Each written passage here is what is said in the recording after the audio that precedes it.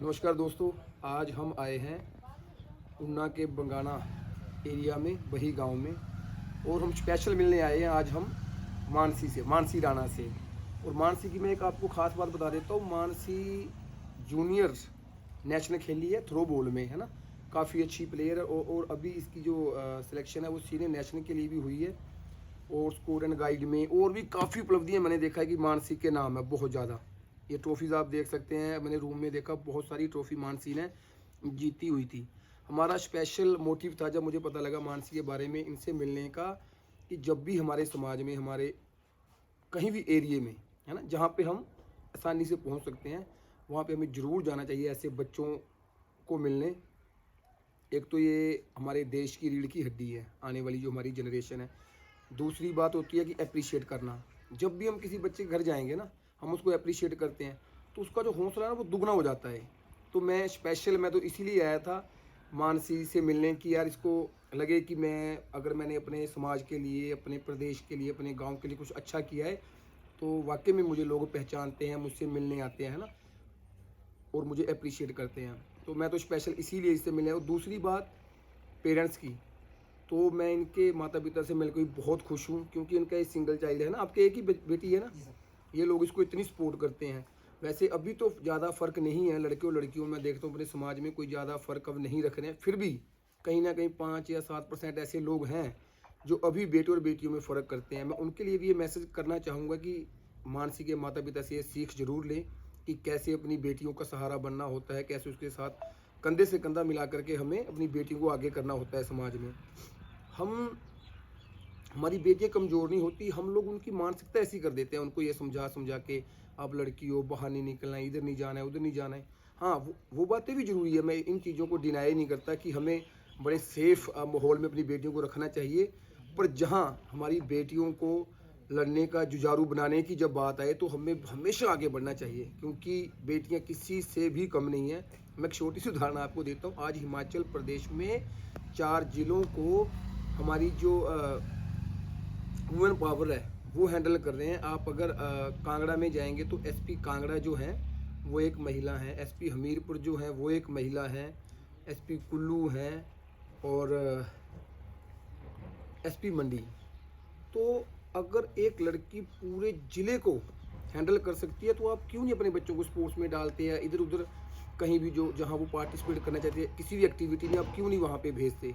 तो इन लोगों से तो आपको सीख लेनी चाहिए कि बेटियाँ पूरे पूरे प्रदेश को संभाल रही हैं, तो आप क्यों नहीं अपनी बेटियों को सहारा बनते। और दूसरी बात ये थी कि अपनी बेटियों को जब भी कोई भी अपनी बेटियों के प्रति फैसला लें तो हमेशा सोच समझ कर लें, उनकी राय जरूर लें। मानसी, आप कुछ कहना चाहेंगे? सर मा- यही कि पेरेंट्स को सपोर्ट करनी चाहिए, और जो लोगों की सोच है कि लड़कियां कुछ नहीं कर सकती, ए, बहुत कुछ थोड़ा कर थोड़ा सकती हैं। आवाज़ आ गई, अब दोबारा बोलो आप क्या। बस यही है कि पेरेंट्स को अपने बच्चों को सपोर्ट करना चाहिए। और जो लोग ये सोचते हैं कि लड़कियां कुछ नहीं कर सकती, कुछ नहीं संभाल सकती, बहुत कुछ कर सकती। अगर एक वुमेन एक घर को संभाल सकती है तो उसके लिए एक जिला संभालना, एक जॉब करना कोई बहुत मुश्किल काम बहुत नहीं बड़ी है। बात है, ये बड़ी अच्छी बात इन्होंने कह दी कि जो लड़की एक ऐसे मर्द को पैदा कर सकती है जो कल को विश्व चैंपियन बनता है या ओलंपिक में गोल्ड मेडल लेके आता है, वो भी तो उस जो पावरफुल लड़के को भी जन्म एक औरत ही देती है। तो इसलिए मानसी ने बड़ी अच्छी बात कही, जो घर को संभाल सकती है वो कुछ भी कर सकती है। तो आप लोगों से मेरा यही अनुरोध है कि आप भी अपनी बच्चियों को हमेशा उनके करियर बनाने में, उनका स्पोर्ट्स में करियर बनाने में, या उनको अपनी लाइफ में जो भी अचीवमेंट वो करना चाहती है उनको वहाँ ले जाने में उनका सहारा बने, ना कि उनको बैक फुट पे लेके जाएं। Thank you so much. और मानसी, कुछ और कहना चाहेंगे अपने ऐसे लोकल एरिया में? बस सर यही तो भाई कि मेरी, हाँ, जो अपनी सोच है वो थोड़ी सी इम्प्रूव करे। इम्प्रूव हो चुकी है। मुझे लगता है कि बस सिर्फ 3-4% लोग ऐसे होंगे जो लड़कियों को आज भी ऐसे कमज़ोर समझते हैं, पर ऐसा है नहीं। लड़कियां बहुत पावरफुल है। और सर मैं वो अपन कमजोर नहीं समझते, वो अपने बच्चों से कंपेयर कर देते हैं ना। अच्छा, अपने बच्चों से हाँ। कंपेयर कर देते हैं, ओके। चलो ठीक है, मानसी की बातें बड़े ध्यान से सुनना। और मेरे जितने भी उन्ना के अपने लोग हैं, मेरी आप लोगों से भी ये ज़रूर आग्रह रहेगा या विनती रहेगी कि ज़रूर ऐसे बच्चों से आकर के ज़रूर मिलें, इनके विचार सुने, ताकि हमारा समाज एक अच्छा हमारे समाज में एक अच्छा माहौल पैदा हो सके। ऐसे बच्चों को जरूर अप्रीशिएट करें। और सतना वो मैं अपना वो देते हैं थोड़े वो दियो जरा, वो कितने रखे तुझी हो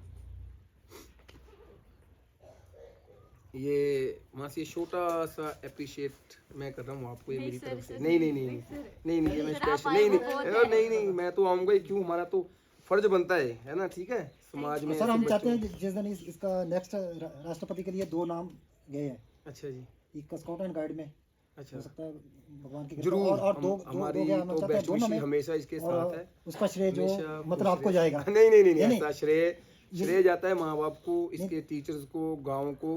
हमारा तो प्यार होता है ऐसे है कि हमारी सपोर्ट रहेगी, हमारा प्यार रहेगा। हम तो हमेशा जब ये फिर दोबारा कभी आएगी तो हम फिर आ जाएंगे अप्रिशिएट करने के लिए, यही होता है ना। नहीं सर, इसने आपको देखा वहाँ ऐसे ना, नहीं, नहीं, ऐसा नेशनल कुछ इंटरनेशनल नहीं का कबड्डी खेलते हुए देखा, उसके बाद इसका इंटरेस्ट हुआ नहीं, कि वो मतलब उसके चलो बाद वो- आपको इस अहदे पर है तो इसका और इंटरेस्ट थोड़ा हुआ है ना। चलो नहीं, और मैं आपके माध्यम से ये जरूर बता देना चाहता हूँ हमारे जो जितने भी जो स्पोर्ट्समैन बच्चे हैं कि आप जो भी चीज़ें, पहले एक माहौल कहावत थी ना कि पढ़ोगे लिखोगे बनोगे नवाब, खेलोगे कूदोगे तो होंगे खराब। ये बिल्कुल ये मिथ्या बातें हैं। आज की डेट में अगर आप स्पोर्ट्स को अच्छे लेवल पे लेके जाते हैं तो आपको भी वही जॉब मिलती है जो एक अच्छे स्टडी करने वाले को मिलती है ना। क्योंकि हमारे यहाँ पे 3% कोटा निर्धारित है।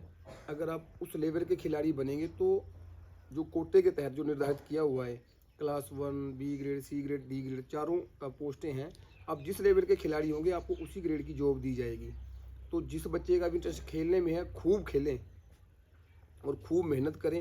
हाँ बस गाइडेंस जरूर लेते रहें, क्योंकि टूर्नामेंट हमें पता नहीं लगता। सम टाइम ऐसे होता है कि हम कोई ऐसी टूर्नामेंट किसी ऐसी एसोसिएशन से खेल जाते हैं जो वैलिड नहीं होती। इन चीज़ों की ज़रूर नॉलेज रखें।